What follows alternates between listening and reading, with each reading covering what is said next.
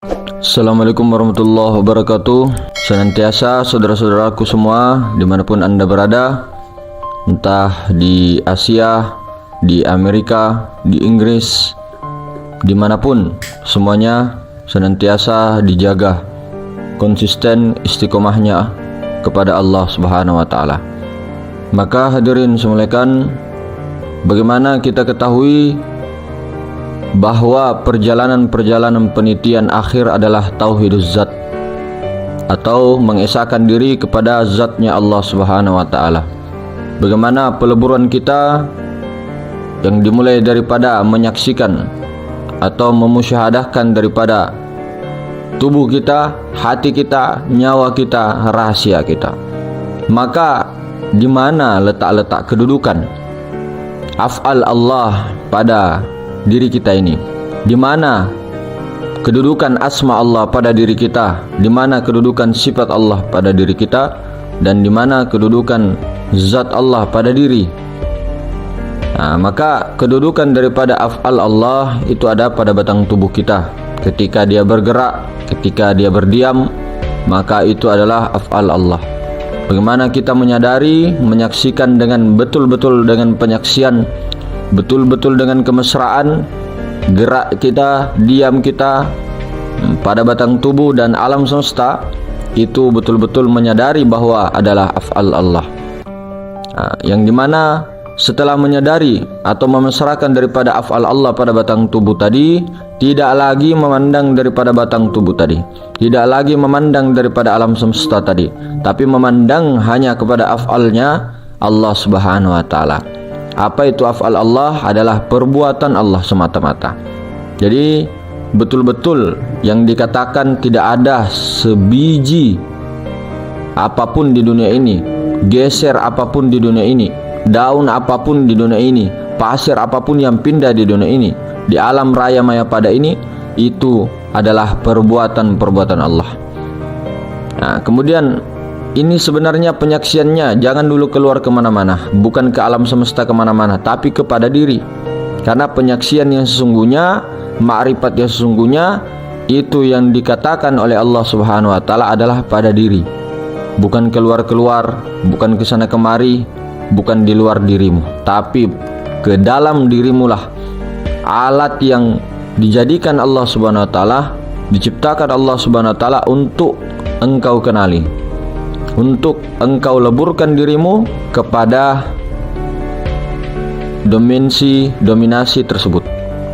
Maka hadirin sekalian, kemudian di manakah letaknya daripada asma Allah itu adalah pada kolbu manusia, di mana kolbu atau perasaan-perasaan ini perlu dihadirkan, bahwa dihancurkanlah perasaan kita kepada kolbu itu adalah meyakini itu dengan asma Allah, yang dimana kolbu kita penuh dengan asma Allah, penuh dengan zikir Allah, penuh dengan lafaz Allah, asma Allah. Tidak lagi kita berperasaan kepada hati kita, tidak lagi kita memandang hati kita, karena kita harus bagaimana meleburkan, menghancurkan, mengganti. Menggantinya ini dalam bahasa hakikat, bukan syariat. Jadi dalam syariatnya, dalam kenyataannya, tidaklah kita menghancurkan atau menusuk jantung kita, atau menghancurkan batang tubuh kita sampai hancur berkeping-keping, atau sengaja menghilang-hilangkan batang tubuh kita, menghilang-hilangkan hati kita, diperasaan-perasaankan tubuh kita lenyap, dibayang-bayangkan lenyap. Tidak, itu bukan fana namanya, bukan musyahadah namanya, itu namanya menghayal. Bukan seperti itu, karena seperti inilah adanya. Cuma perasaan kita, pikiran kita mau dikontrol, mau diganti daripada kesadaran itu. Jadi hati kita dihancurkan sehancur-hancurnya, diganti dengan asma Allah. Makanya di dalam tarekat tertentu, Naqsabandiyah, Qadiran Naqsabandiyah, kemudian tarekat lainnya, menghantam kolbu sanubari tersebut, latifatul qalbi, menggantinya dengan asma Allah, mentubadilkannya dalam sisi pandangan hakikat dirinya, bukan daripada menghancurkan itu tadi, menusuk kolbunya, tidak, tapi mengganti dalam kesadaran rahasia dia, itu adalah asma Allah. Bukan lagi berperasaan memandang kepada hati. Ini jalan tauhid. Inilah jalan para nabi. Inilah jalannya para rasul. Bukan jalan bid'ah yang baharu. Bukan. Maka hadirin semuliakan Allah Subhanahu wa taala, di mana setelah asma Allah, di mana letaknya sifat Allah pada diri batang tubuh, di mana sifatnya, maka sifat pada batang tubuh itu di mana? Maka sifat pada batang tubuh apa? Nyawa. Maka sifat Allah pada batang tubuh kita adalah nyawa, kedudukannya. Nyawa itu yang membuat daripada sisi jasmani kita bisa bergerak. Kalau tidak ada nyawa itu, maka tidak bisa orang mati itu melihat, tidak bisa orang mati itu mendengar, tidak bisa orang mati itu berkata-kata, tidak bisa orang mati itu berkuasa, berkehendak, bertahu, dan tidak bisa untuk hidup. Maka bagaimana dengan mengganti nyawa kita ini dengan sifat Allah? Mengganti kesadaran tadi, gantikan nyawa kita dengan sifat-sifat Allah. Maka sifat Allah inilah dikatakan dalam bahasa ilmu ma'rifatullah adalah Nur Muhammad Ahmad. Sifat Allah itu nyawa pada kita. Maka kita tidak lagi memandang daripada nyawa itu, tapi kita pandang, ganti kesadaran itu kepada sifatullah. Yang ada hanya sifat Allah semata-mata pada nyawa itu. Kemudian apa selanjutnya? Tubadilkan apa, memusyadarkan apa pada kita? Di mana zat Allah pada diri kita? Sementara zat Allah itu laisa kamitslihi syai'. Bukan jisim, bukan jirim, bukan arad, bukan bentuk semuanya, bukan juga angin, bukan juga nafas. Zat Allah itu tidak bisa dirasa-rasa. Mana pada diri kita? Rahasia, sir pada diri kita. Kenapa dikatakan rahasia? Karena tidak bisa dikaji. Kalau ada yang mengkaji zat Allah, mengatakan ini begini, ini begitu, ini begitu, itu orang bungul. Makanya zat Allah itu tidak dikaji. Zat Allah itu cukup dipahami, disadari, dileburkan kepada situ, keakuan kita dihantarkan ke situ. Maka yang dikaji para ulama kita adalah sifat-sifat Allah. Tidak ada mengkaji orang-orang yang alim pada masanya. Bahkan sampai sekarang, ulama warasatul anbiya tidak pernah mengkaji zat. Mengkaji itu di mana? Maksudnya, oh apa maksudnya ini zat, ini warnanya apa, oh ini bentuknya bagaimana, oh ini bagaimana. Dia tidak ke situ. Yang penting dia sudah tahu. Nah, pemahaman tentang zat Allah melebur, sudah diam. Kita ini tidak berbeda masa kita. Kita ini selalu mau mencari-cari zat itu, padahal sudah jelas. Nah, sementara yang dikaji ulama-ulama kita adalah sifat saja. Makanya dikatakan kan, tafakkaru fi khalqillah wala. Nah, ini penegasan ini. Wala tafakkaru fi zatillah. Pikirkan tentang makhlukku, pikirkan tentang sifatku, jangan pikirkan tentang zatku.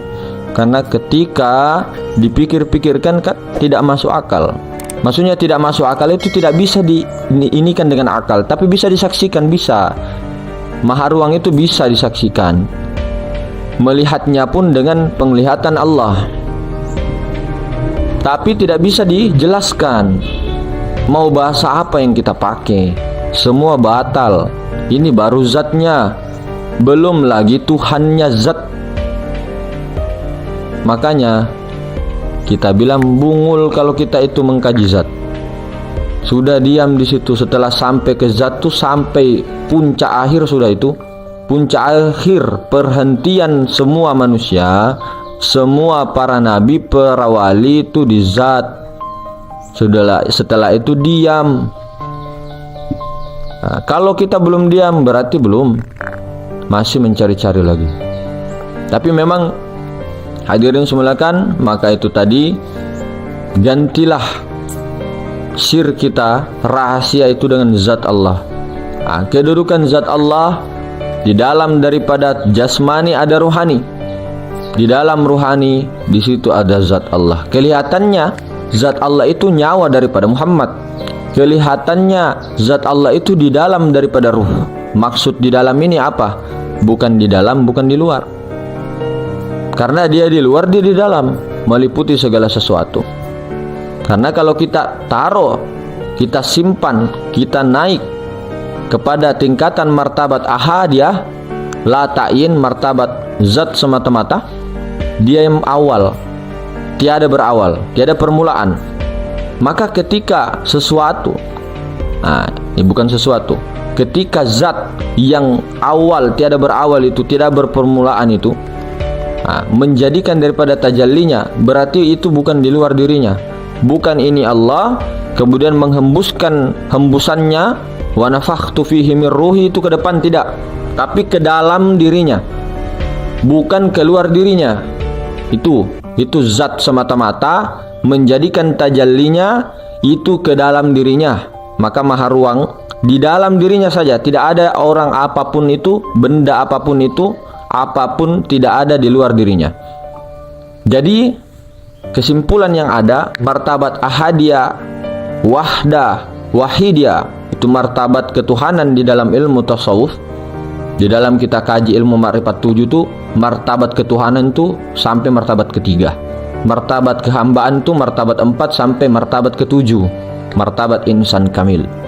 Nah, di sini kita kaji martabat ahadiyah, wahdah, wahidiyah itu kelihatannya ada ahadiyah, wahdah, wahidiyah. Ini tuh satu wujudnya, Pak, Bu. Tidak, berbeda-beda.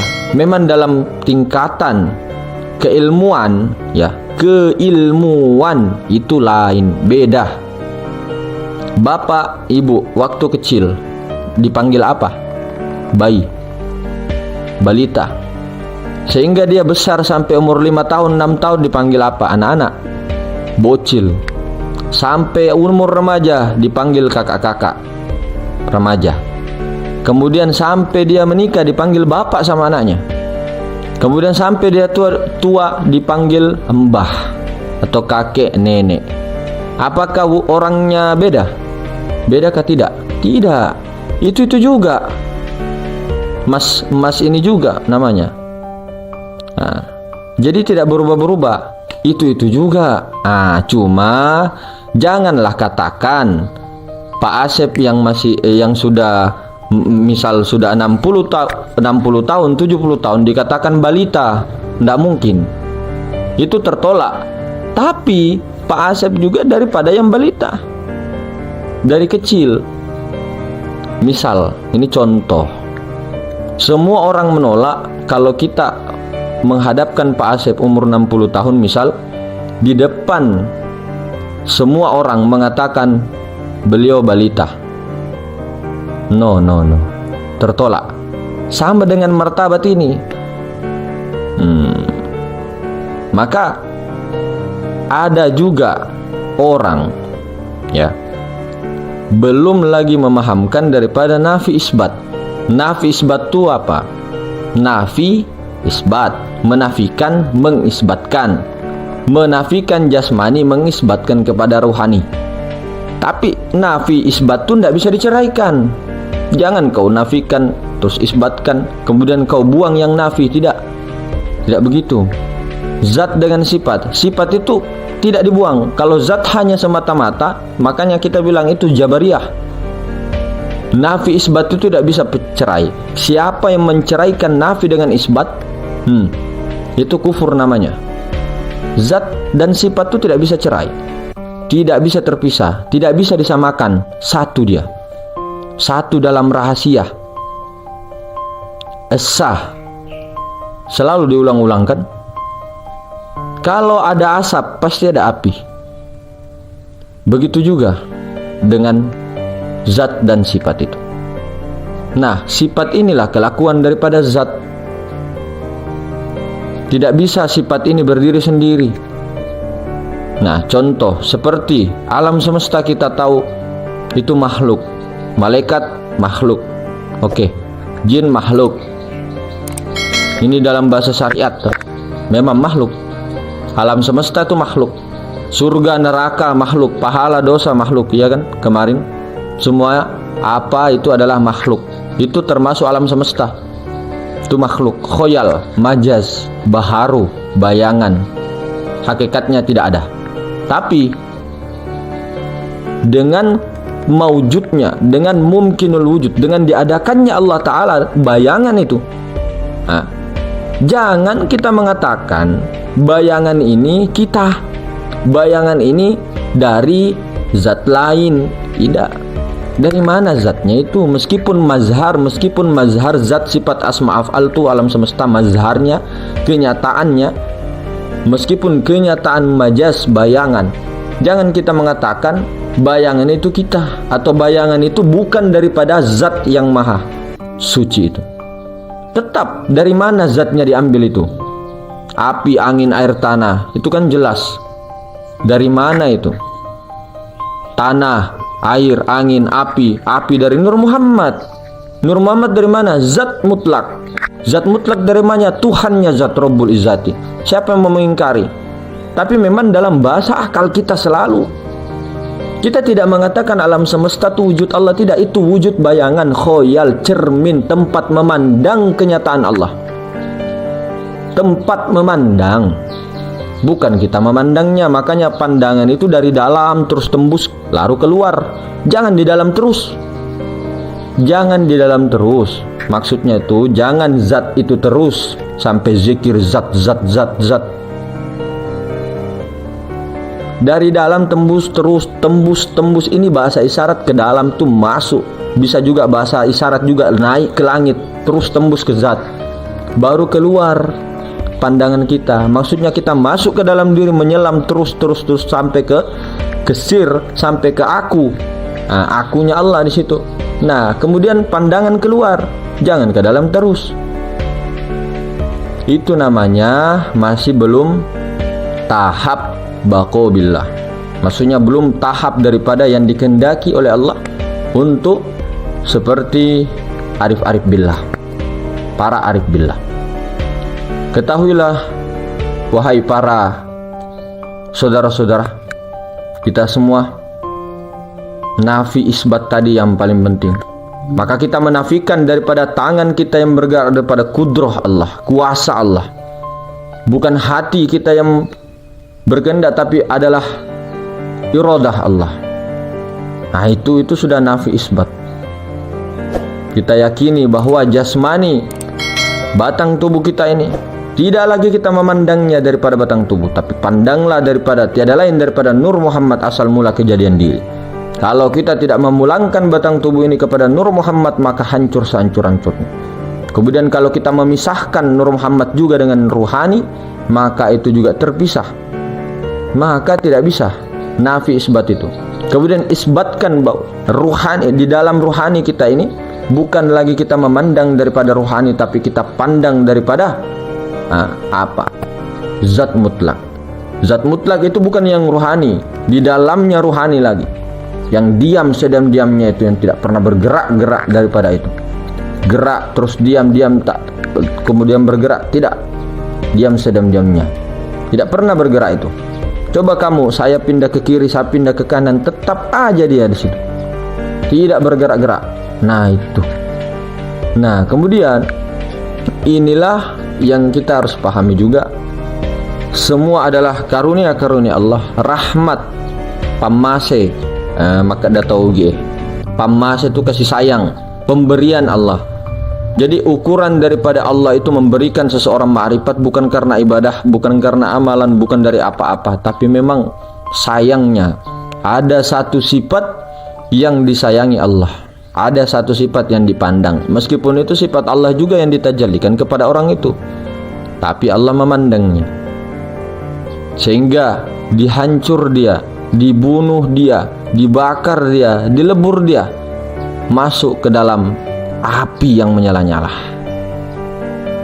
Dibakar dia punya diri sampai betul-betul habis, seperti besi yang meleleh di tungku api tersebut.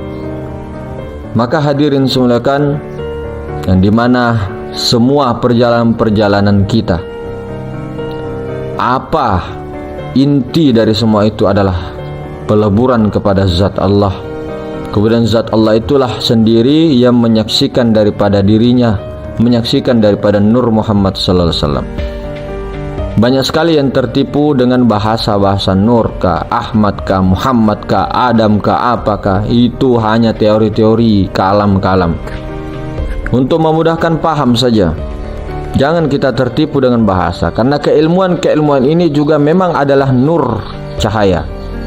Tapi keilmuan ini bisa menjadi hijab, akal ini bisa menjadi hijab. Wilayah-wilayah untuk memesrakan, untuk masuk ke dalam tahap mau ke fana itu tidak bisa pakai akal. Akal apapun tidak bisa. Itu harus meleburkan. Itu pakai zauq, tembus. Pakai zauq, pakai rasa. Terus masuk ke dalam wilayah rasa, hancurkan rasa itu, pakailah kesadarannya. Kesadaranlah itu zat mutlak yang menyaksikan daripada Nur Muhammad, baik itu jasmaninya, rohaninya, nuraninya, Rabbani. Maka si Rabbani itulah nanti yang akan memberikan paham kepada semua tajalli-tajalliyatnya. Dari situlah hubungan antara Rasulullah SAW dengan Allah. Rasulullah SAW lenyap, diam, berkalamlah Allah dengan la sautin wala harfunnya. Disitulah petunjuk yang paling sangat luar biasa. Kenikmatan ini tidak bisa dibeli, tidak bisa dengan membelinya dengan harga apapun juga, mau bagaimanapun juga tidak akan bisa. Karena ini murni pemberian mutlak Allah, bukan karena kitanya, bukan karena guru kita, bukan karena apa-apa. Tapi kita bukan berarti tidak memandang beliau-beliau, tidak. Karena kita memandang Nur Muhammad tiada lain daripada zat Allah. Bukanlah kita lagi memandang segala sesuatu kecuali Allah itu sendiri. Tidak boleh, haram pandangan kita memandang daripada apapun di depan kita. Haram kita sudah pandang ayam, pandang ini, pandang itu, pandang A, B, C, D sampai Z. Haram sudah itu. Kalau kita sudah ini, sudah kita terlanjur melebur ke sini, menyebur ke sini, terlanjur sia-sia keilmuan-keilmuan yang kita dapat, teori-teori yang kita dapat, tidak kita praktekkan, malah kita selalu menggunakan fikiran kemana-mana, selalu ingin menuruti daripada nafsu ananiyah kita, karena wusul dan sebagainya adalah pemberian daripada Allah. Maka hadirin semuliakan, bagaimana kita tarik pada diri kita, fokuskan dulu kepada diri kita dengan menyandarkan betul-betul kepasrahan total kepada Yang Maha Kuasa. Tidaklah kita mencari daripada segala sesuatu itu. Karena seperti kemarin kita bilang, semua para nabi, Nabi Adam, Nabi Syeds, Nabi Idris, Nabi Nuh, dan semuanya, para nabi, para wali, tidak pernah mengajarkan orang yang datang kepada beliau kesaktian-kesaktian karomah. Sekali lagi, Nabi Nuh tidak pernah mengajarkan kepada umatnya untuk membuat perahu. Nabi Sulaiman tidak pernah mengajarkan kepada umatnya untuk menundukkan bangsa jin. Nabi Daud tidak pernah mengajarkan kepada umatnya untuk bagaimana suaranya supaya indah. Nabi Musa tidak pernah mengajarkan umatnya untuk membelah lautan. Nabi Musa tidak pernah mengatakan bahwa ini tongkatku yang paling sakti, ini tongkatku yang paling hebat sedunia, tidak ada yang mengalahkan tongkatku. Orang-orang yang bertauhid kepada Allah tidaklah memandang tongkat Nabi Musa, tidaklah memandang daripada itu, tapi memandang betul-betul itu semua adalah af'al Allah. Dan Nabi Musa pun tidak pernah mengatakan saya mau membelah lautan, tidak ada seperti itu. Nabi Musa telah lenyap, karam, yang ada hanya Allah, af'al Allah, asma Allah, sifat Allah, zat Allah sendiri, mazharnya semata-mata yang melakukan itu semua. Keliru kita tauhid kita kalau mengatakan tongkat Nabi Musa bisa membelah lautan. Keliru iman kita. Siapa sehebat-hebatnya memegang tongkat Nabi Musa itu, tancapkan aja di Laut Merah. Kita berani taruhannya apa kalau terbelah lautan itu? Sama dengan keris-keris, sama dengan semuanya. Itu hanya sebab musabab. Itu hanya digerakkan oleh Yang Maha Kuasa. Maka itu tadi, tidak pernah toh Nabi Isa alaihissalam juga mengajarkan umatnya untuk menyembuhkan penyakit buta, untuk menghidupkan orang mati. Tidak pernah. Tidak pernah Nabi Isa mengajarkan begitu. Karena apa? Bukan itu tujuan daripada nabi-nabi, rasul-rasul, wali-wali itu diutus. Maka semua juga kita kembali kepada sahabat-sahabat itu. Sahabat Nabi SAW tidak pernah tuh Nabi SAW mengajarkan kepada sahabat ilmu kekebalan, ilmu apa-apa segala macam. Kenapa? Tidak. Mereka para sahabat cukup dengan memesrakan, cukup dengan apa?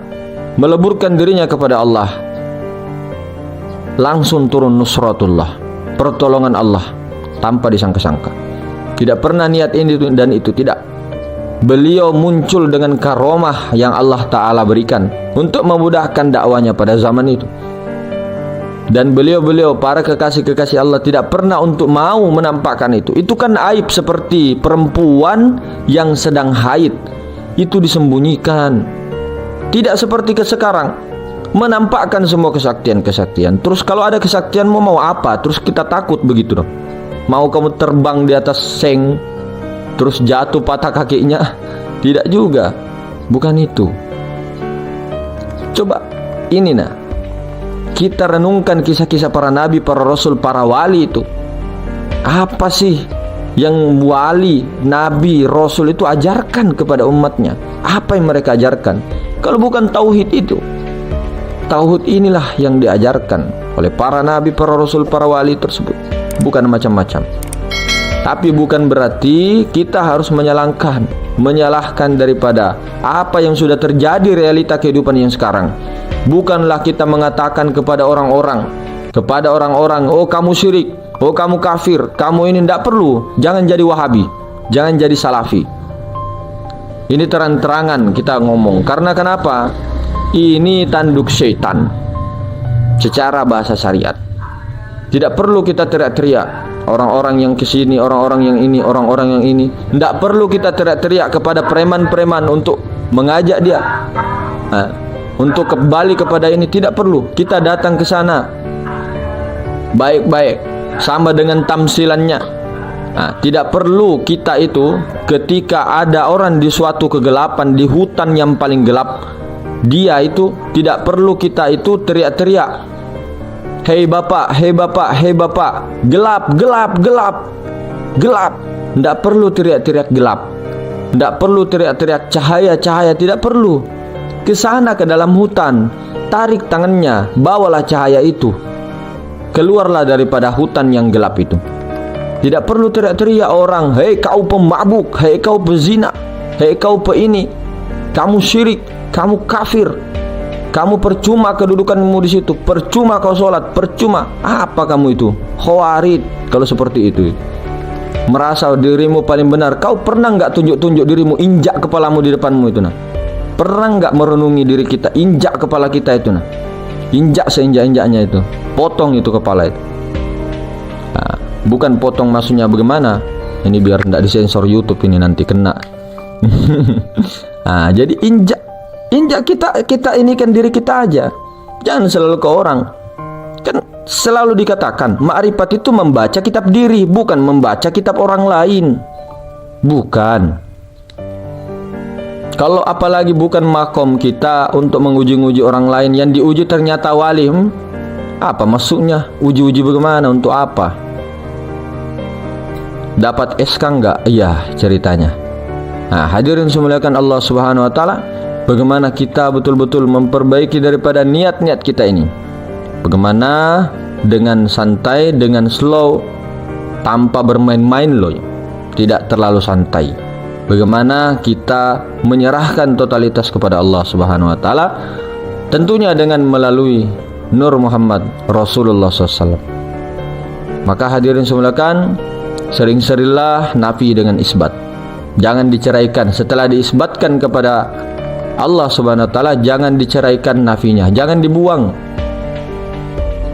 nafi isbat tuh tetap satu, esa dia. Tidak bisa itu rohani tanpa jasad, tidak bisa. Tidak bisa. Jasmani tanpa rohani tidak bisa. Rohani tanpa jasad juga tidak bisa. Dua-duanya satu terus dia. Nah, inilah yang kita mau betul-betul jangan sampai bercerai. Kalau kita bercerai kan nanti bercerai juga nantinya ketika kita mati. Maksudnya ketika mati hissi. Mati hissi itu ya tahu kan, mati betulan gitu kan, bukan mati sebelum mati. Nah ini tidak mau. Bawalah sangkar burung itu pergi, bawalah buruk tersebut pergi ke yaumul kiamah, ke akhirat. Jangan tinggalkan burukmu tuh. Maka hadirin semuanya, mungkin seperti itu tadi tentang pemahaman yang ada. Ini semua kembali lagi semua adalah teori-teori saja.